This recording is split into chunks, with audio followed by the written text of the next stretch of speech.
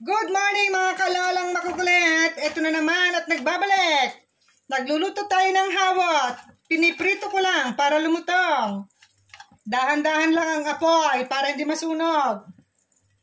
Pagkain po yan ng mayaman dito sa Italy dahil mahirap makahanap ng ganitong klase. Sa Pilipinas lang ho natin makikita yan. Marami sa atin yan. Dito sa Italy, nakaw, napakadalang. Swertihan na lang kung makakita ka. Niregalo lang po sa akin to ng isa nating kababayang Pilipina. Salamat sa nag-sponsor sa akin ng hawot. Thank you very much. I love you, mwah. Sana nagustuhan yung ating hawot. Imumukbang ko yan mamaya. Plus, nagluto ako ng pritong kalabasa. Oh, ayan. Pakita ko na rin sa inyo yung pritong kalabasa. Okay. Kita nyo ba yan? Oh, kung hindi nyo nakita, panoorin nyo mabuti. Hawot muna tayo. Ang gusto ko dito, mamatamisan ko, kaya nag-ready na ako ng aking minatamis na suka na 5 kutsarita ang asukal. Saka ako nalalagyan ng sili para umanghang-ahang masarap siya. Advertisement muna tayo. Nagpabukas ng ice drop si Colette.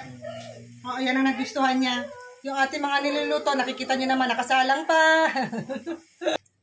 Tuloy na natin ang paghahalo. O, ayan. Tapos na yung ating advertisement. Pinapakain ko si Colette ng kanyang ice drop.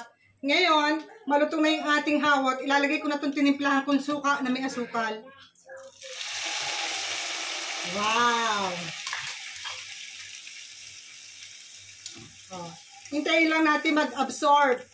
Ma-absorb ni hawot yung suka at saka yung asukal. And then, lalagyan natin siya ng sili. Gusto ko yung sili para masarap. I hope guys nagustuhan nyo ang ating cooking for today. Cooking lesson. Isama nyo na sa menu nyo. Menu for today sa Facebook. Minatamis ang hawot at saka piniritong kalabasa. Yung kalabasa natin, okay na ba? O, ayan. Pritong kalabasa lang siya, ha? Pagpapasensyahan nyo ng lola. Naghihirap, walang pera, pambiling pagkain.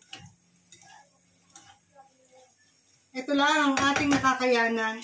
Niregalo pa, na-sponsoran pa ang lola nyo ng hawot. So guys, please continue watching. O, ayan, dry na siya. Nagda-dry na siya. Wow, ang sarap. Pakita ko sa inyo malapitan para makita nyo. Masatisfied din kayo. O, ayan. Ang ating hawot. O, diba? Nagda-dry na siya. Na-absorb na yung suka at saka yung asukal. So, malatong yan sigurado.